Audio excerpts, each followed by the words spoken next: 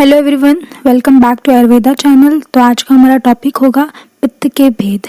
पित्त के भेद, उनके स्थान और उनके कर्म। ठीक है, तो प्रीवियस वीडियो में जैसे कि मैं आप लोगों को बता चुकी हूँ पित्त की निरुक्ति क्या होती है, पित्त की उत्पत्ति, पित्त के पर्याय, पित्त के गुण, पित्त के कर्म, सामान्य कर्म। तो आज हम देखेंगे पित्त के विशिष्ट कर्म। तो जैसे पित्त का क्या निरुक्ति होता है, तब संताप्य धातु अर्थात शरीर में दहन उत्पन्न करना, शरीर में उष्णता उत्पन्न करना ही पित्त को पित्त कहा जाता है। पित्त के स्थान हमने देख चुके हैं, स्वेद, रस, लसिका, रक्त, ये सब पित्त के स्थान है। लेकिन पित्त के मुख्य स्थान होता है आमाशय। हम पित्त के गुण देख चुके हैं, पित्तम स स्नेहम तीक्ष्णम उष्णम लघु विस्त्रम सरम द्रवम। पित्त उष्ण, तीक्ष्ण, द्रव, सर, कटु, रुक्ष, लघु, विशद, ये सारे पित्त के गुण हैं। हम पित्त के सामान्य कर्म देख चुके हैं, दर्शनम पक्ति रूष्मा च श्रुत देहम आर्दवम प्रभा प्रसादो मेधा च पित्त कर्म विकारजम। देखना, पचाना, शरीर में ऊष्मा बनाए रखना, भूख तथा प्यास को उत्पन्न करना, प्रभा प्रसाद, शरीर में प्रभाविक कांति उत्पन्न करना, ये सारे पित्त के कर्म होते हैं। तो आज के वीडियो में हम देखेंगे पित्त के विशिष्ट कर्म। तो पित्त जो होता है, पित्तम पंचात्मकम अर्थात पित्त के जो होते हैं 5 भेद होते हैं, रंजक पित्त, पाचक पित्त, आलोचक पित्त, साधक पित्त तथा भ्राजक पित्त। सर्वप्रथम हम देखेंगे रंजक पित्त। रंजक पित्त, जो पित्त यकृत और प्लीहा में रहता है उसी को हम रंजक पित्त कहते हैं। अर्थात जो पित्त यकृत प्लीहा में, जो पित्त आमाशय में रहता है और वो जो रस को रक्त बनाता है उसी को हम रंजक पित्त कहते हैं। अब हम देखेंगे साधक पित्त। साधक पित्त का हृदय में जो पित्त स्थित रहता है उसी को हम साधक पित्त कहते हैं। तो साधक पित्त का स्थान हृदय बताया गया है। उसके कर्म बताया गया, जो हृदय में रहकर बुद्धि, मेधा, अभिमान आदि सभी को सिद्ध करता है उसी को हम साधक पित्त कहते हैं। अब हम बढ़ते हैं आगे और देखते हैं आलोचक पित्त।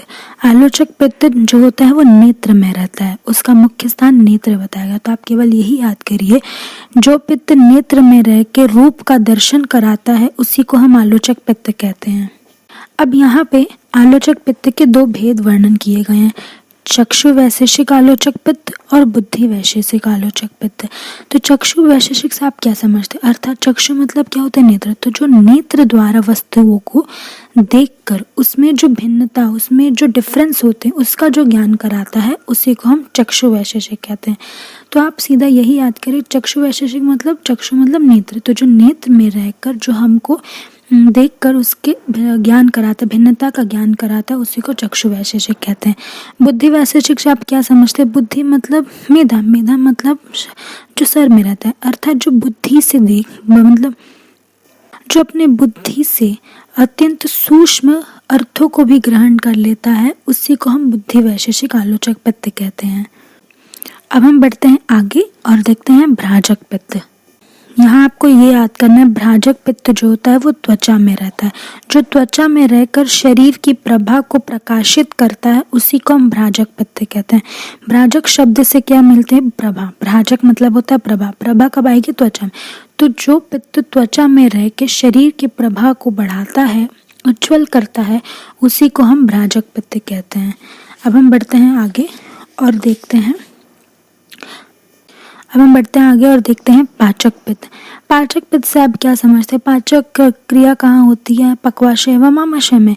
तो जो पित्त पक्वाशय एवं आमाशय में स्थित रह के, मध्य में स्थित रहते, 4 प्रकार के अन्न, 4 प्रकार के अन्न कौन होते हैं, पान, अशन, भक्ष्य और लेहा। 4 प्रकार के अन्न को पचाते हुए सम्यक प्रकार से शरीर से निष्कासन करने का जो काम करता है, जो अन्न को पचाता है उसके सार भाग और मल भाग को जो पृथक करता है उसी को पाचक पित्त कहते हैं। तो ये थे हमारे पित्त के 5 भेद। पित्त के 5 भेद का वर्णन कर चुके हैं। पित्त के 5 भेद कौन से होते हैं, रंजक पित्त, साधक पित्त, आलोचक पित्त, भ्राजक पित्त और पाचक पित्त। तो अब अगले वीडियो में हम देखेंगे कफ के विशिष्ट कर्म। So thank you everyone.